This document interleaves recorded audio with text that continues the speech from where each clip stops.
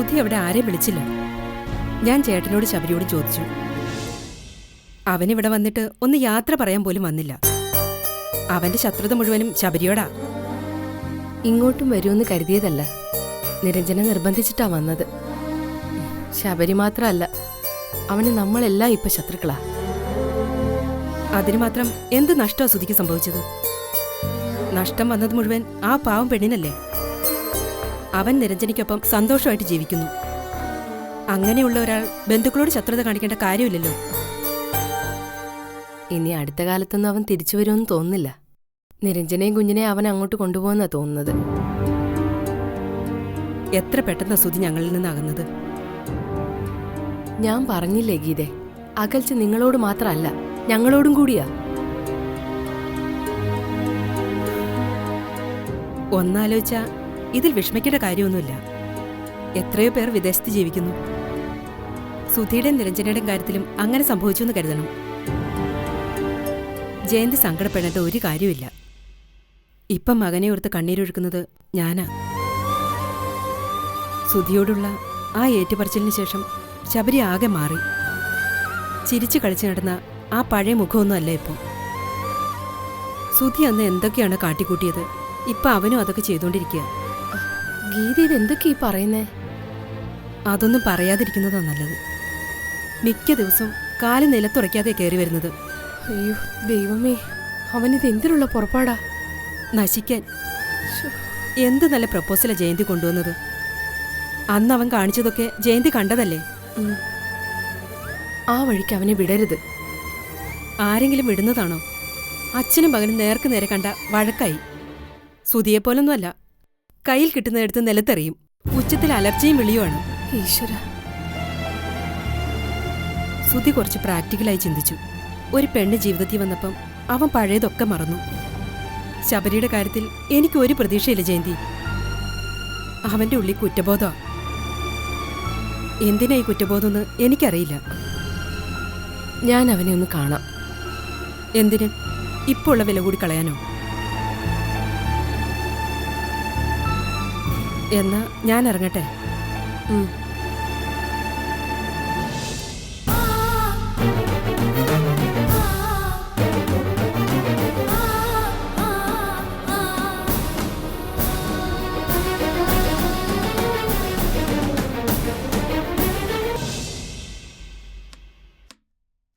സുധി പോയിട്ടും അവന്റെ വീട്ടിൽ നിന്ന് ആരെയും കണ്ടില്ലല്ലോ മോളെ.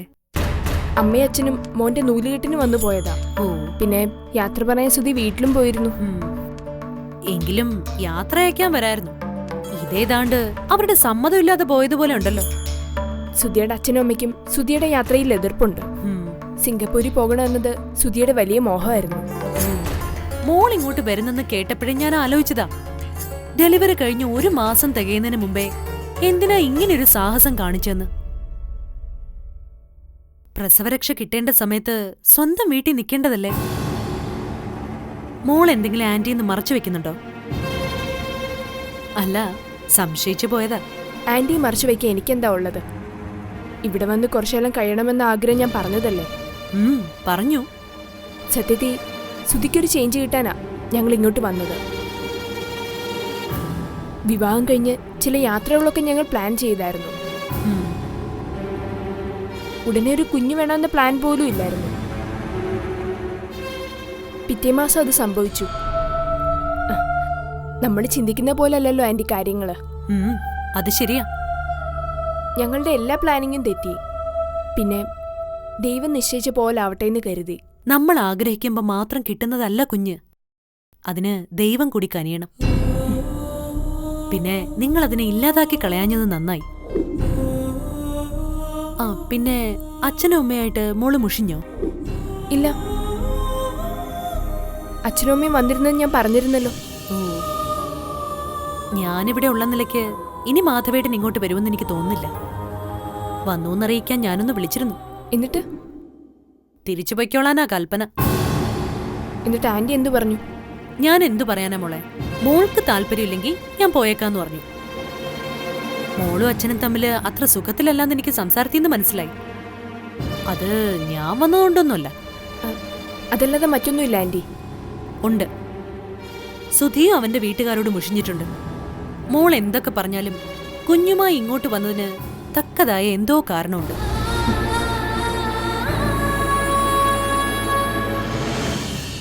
ഞാനതെന്താന്ന് മോളോട് ചോദിക്കാനൊന്നും വരില്ല. എനിക്ക് മോള് മാത്രമല്ല, സുധി ഇപ്പൊ പ്രിയപ്പെട്ടവനാ. ആരൊക്കെ എന്തൊക്കെ നീരസം നിങ്ങളോട് കാണിച്ചാലും ഈ ആന്റി നിങ്ങളോടൊപ്പം ഉണ്ടാവും. അത് മോൾക്ക് ഞാൻ തരുന്ന ഉറപ്പാ. മോനാണെന്നും തോന്നുന്നു. പോയി നോക്ക്.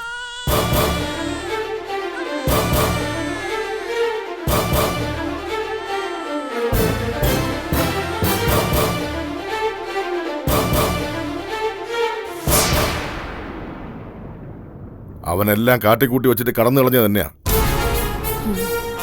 ഒന്നുകിൽ നിരഞ്ജനയും അവന്റെ ട്രാപ്പിൽപ്പെട്ടു, അല്ലെങ്കിൽ അവന്റെ ഒപ്പം മറ്റെന്തോ ലക്ഷ്യം വെച്ച് അവളും നിന്നു.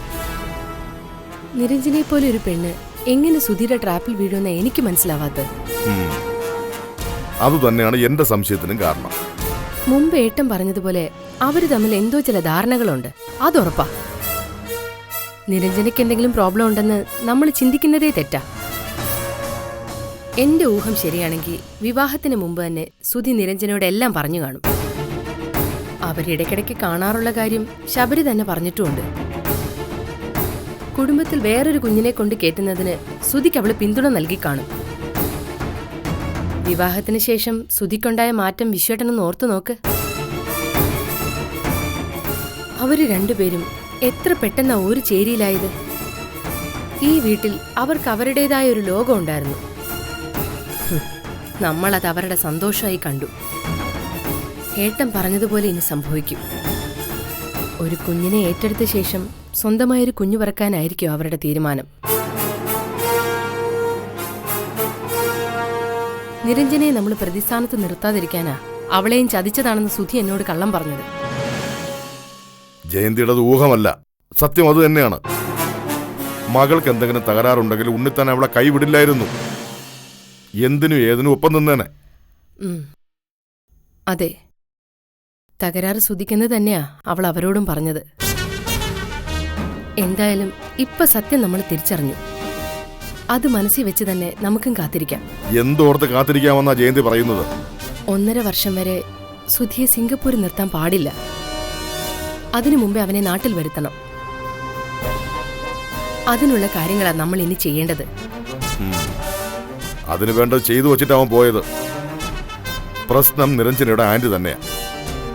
ഭാമിനിയുടെ തിരിച്ചുവരവ് ഉണ്ണിത്താൻ പല്ലും നഖവും പ്രയോഗിച്ച് എതിർത്തതാ. പെങ്ങള് മരിച്ചുപോയെന്നാ ഉണ്ണിത്താൻ പലരോടും പറഞ്ഞിരിക്കുന്നത്. അതിന് തക്കതായ എന്തോ കാരണമുണ്ട്. ഭാമിനിയെ ഉണ്ണിത്താൻ അത്ര കണ്ട് പേടിക്കണമെങ്കിൽ അവളുടെ വരവ് നല്ലതിനല്ല.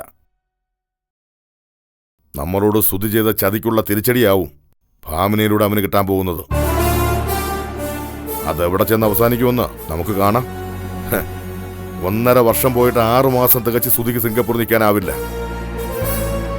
ഭാമിനി കാരണമാവും അവൻ തിരിച്ചു വരാൻ പോകുന്നത്.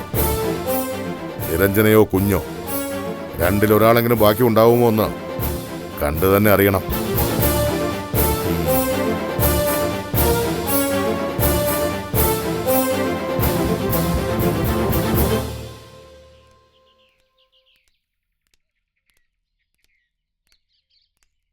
കാര്യങ്ങളൊക്കെ ഉൾക്കൊള്ളാൻ അർച്ചനയ്ക്ക് കഴിഞ്ഞ തന്നെ ഒരു ഭാഗ്യമല്ലേ?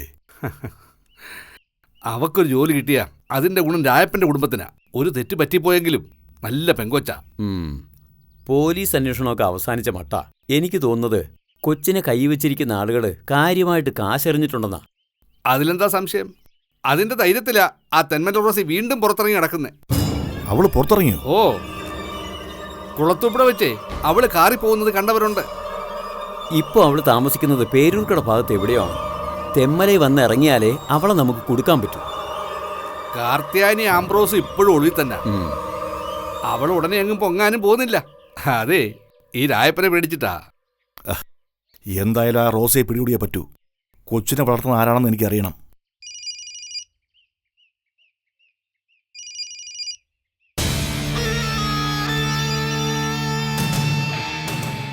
ആരാ രായപ്പ? എന്റെ സ്വസ്ഥത കിടത്താൻ വിളിക്കുന്ന ആരാ? ആ SP വിശ്വനാഥൻ സാറാ. അയാളുടെ കാതിൽ വിവരം എത്തിയെങ്കിൽ അതോടെ എല്ലാം തീർന്നു.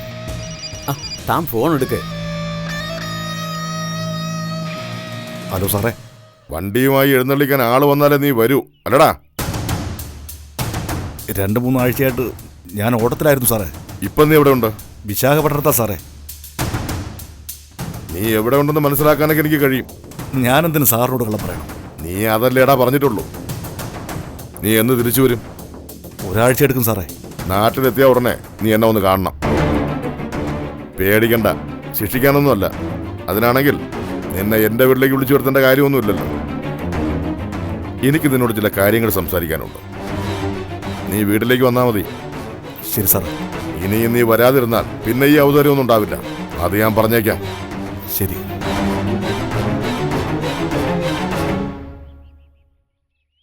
എന്താ രായപ്പ SP പറയുന്നേ? അയാളെ ഞാൻ ചെന്ന് കാണണം. ഒരു കാരണവശാലും രായപ്പൻ പോരുത്. അയാളുടെ സ്വരത്തിലൊരു മയമുണ്ട്. അതൊക്കെ അയാളുടെ അടവായിരിക്കും. പഴയതുപോലെ അല്ല കാര്യങ്ങൾ. ഇതുവരെ അയാൾ ഒന്നും അറിഞ്ഞിട്ടില്ല. എൻ്റെ അഭിപ്രായത്തിൽ ഇപ്പം രായപ്പൻ സ്വന്തം കാര്യം നോക്കുന്നതാണ് നല്ലത്. അതാണ് എനിക്കും പറയാനുള്ളത്.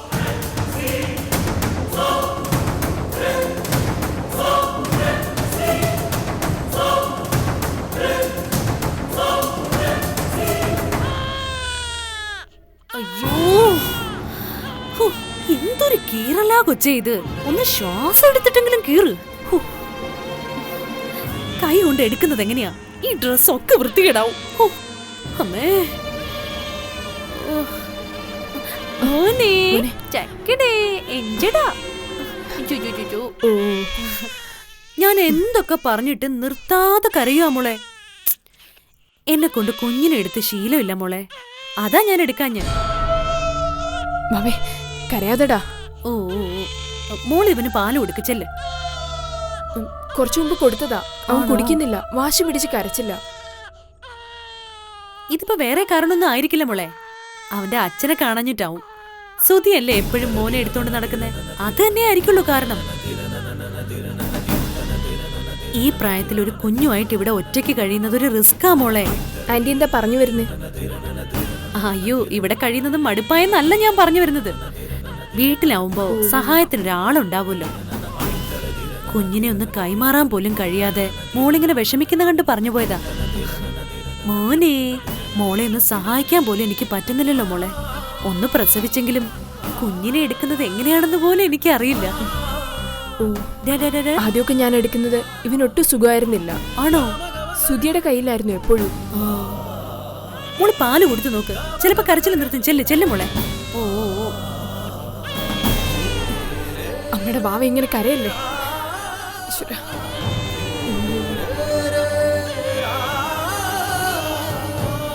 നീ ഇങ്ങനെ കരയില്ലടാ മോനെ.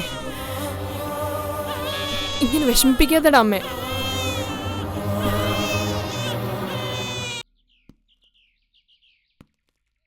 രണ്ട് ദിവസം ഞാൻ ലീവിലാ. എവിടേക്കാ സാറേ? ഒരു ഔട്ടിംഗ് തന്നെ. വെക്കേഷൻ ടൈമല്ലേ, മൂന്നാറിലൊന്ന് പോകാമെന്ന് വെച്ചു. ഞാനൊരു കാര്യം ചോദിച്ചാൽ സാർ എന്നോട് ദേഷ്യപ്പെടരുത്. എന്താടോ? ആ കൊച്ചിൻ്റെ കാര്യം തന്നെയാ. ഏതു കൊച്ച്? അതുകൊള്ളാം. സാർ ഇത്ര പെട്ടെന്ന് അതൊക്കെ മറന്നോ? അർച്ചനയുടെ കൊച്ചേ. സാറ് മറന്നിട്ടില്ല എന്നൊക്കെ എനിക്കറിയാം. താനെന്തിനാ ഇപ്പോഴും അതിൻ്റെ പിന്നാലെ നടക്കുന്നത്? മനസ്സിലൊരു കാര്യം കിടന്നാൽ എനിക്ക് അങ്ങനെയാ സാറേ.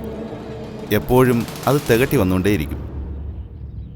സാറ് കൊച്ചിൻ്റെ കാര്യത്തിൽ എന്നോട് പറഞ്ഞത് കള്ളമാണെന്ന് എനിക്കറിയാം. തനിക്ക് എന്തറിയാവുന്നാ പറയുന്നേ? ഡൽഹിയിലുള്ള ആർക്കുമല്ല സാർ ആ കൊച്ചിനെ ഹാൻഡ് ഓവർ ചെയ്തതെന്ന് എനിക്കറിയാം. പിന്നെ ആർക്കാ ഞാൻ കൊടുത്തത്? SP വിശ്വനാഥ സാറിൻ്റെ മകനും ഭാര്യയ്ക്കുമാണ്. അവർ വന്ന് കുഞ്ഞിനെ കൊണ്ടുപോയതിനാണോ താൻ വെറുതെ കഥകളുണ്ടാക്കുന്നത്? ആളുകളെ ഓരോന്ന് പറഞ്ഞ് തമ്മിലടിപ്പിക്കാൻ താൻ വിരുദ്ധനാണല്ലേ? സാർ അതിൻ്റെ പേര് എൻ്റെ മുന്നിൽ ഉരുണ്ട് കളിക്കണ്ട.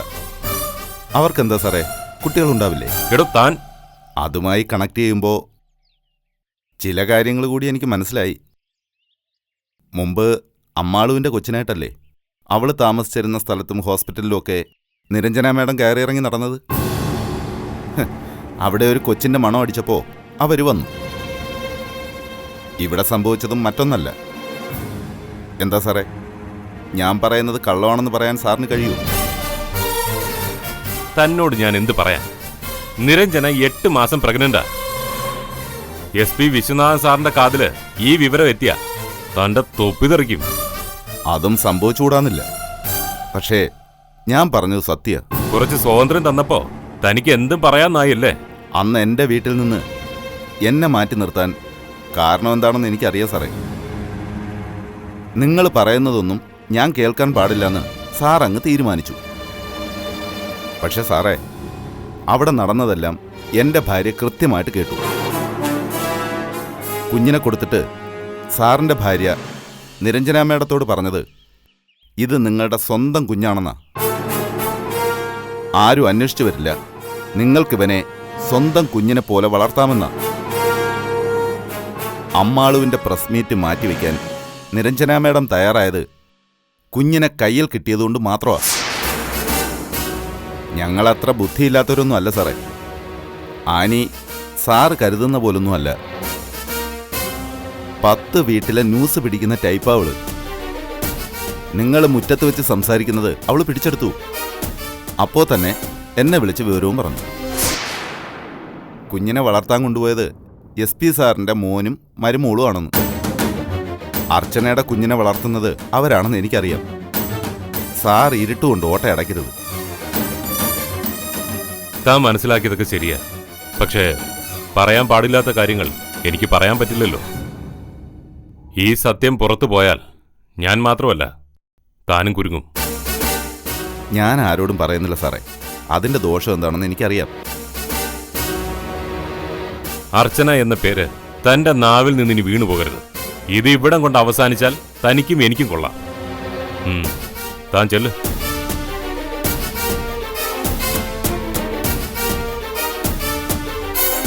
പേടിച്ചതുപോലെ ഇവനൊരു വിഷപ്പാമ്പ് തന്നെയാ. കുഞ്ഞിന്റെ അമ്മ അർച്ചനയാണെന്ന സത്യം വിശ്വനാഥൻ സാറിന്റെ കാതിലെത്തിയ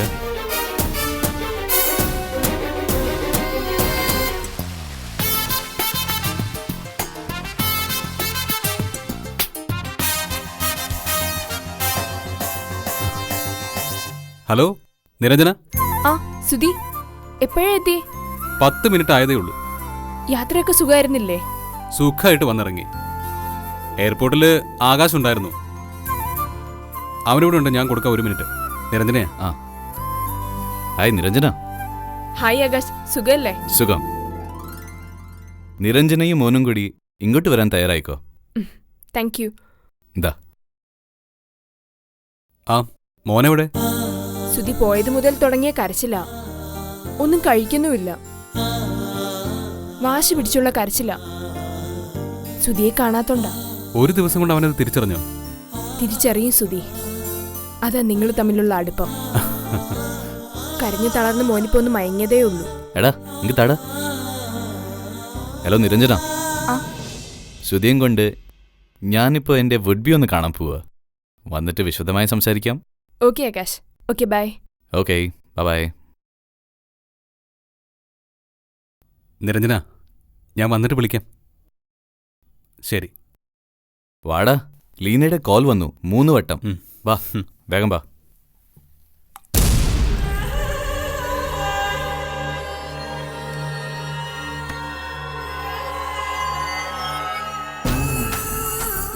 அண்ணே, அந்த கார்த்தியானி எங்க தூக்கிட்டு போனங்க? വടവളിനിലേക്കാടാ. അവൾ അവിടെ നിന്നും കൈമറിഞ്ഞു പോവും. നാഗരാജൻ അവളെ മുംബൈയിലേക്ക് കടത്തും.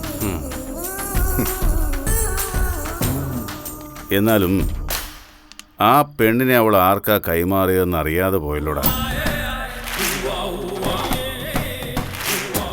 അവളുടെ മുഖം ഓർക്കുമ്പോൾ ചങ്കിലൊരു പെടപ്പ. എൻ്റെ ഈ കൈവെള്ള ഇരുന്ന പെണ്ണ.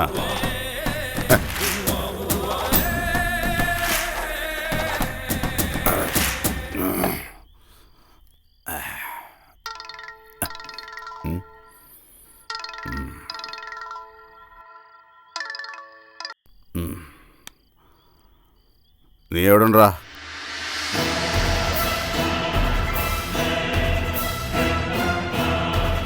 സത്യമാണോടാ നീ പറയുന്നത്?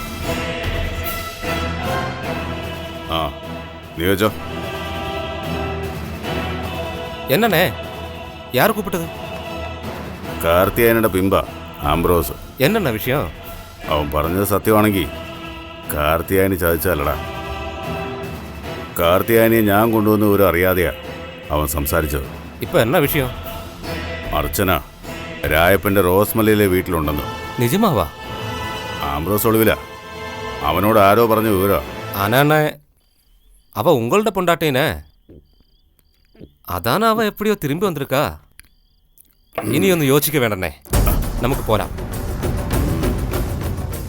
ഈ രാത്രി തന്നെ പുറപ്പെടണോടാ. ഇനി ഇതുപോലൊരു അവസരം കൈവരില്ല. രായപ്പനെ കൊന്നിട്ടാണെങ്കിലും അവളെയും കൊണ്ടേ ഞാൻ വരൂ.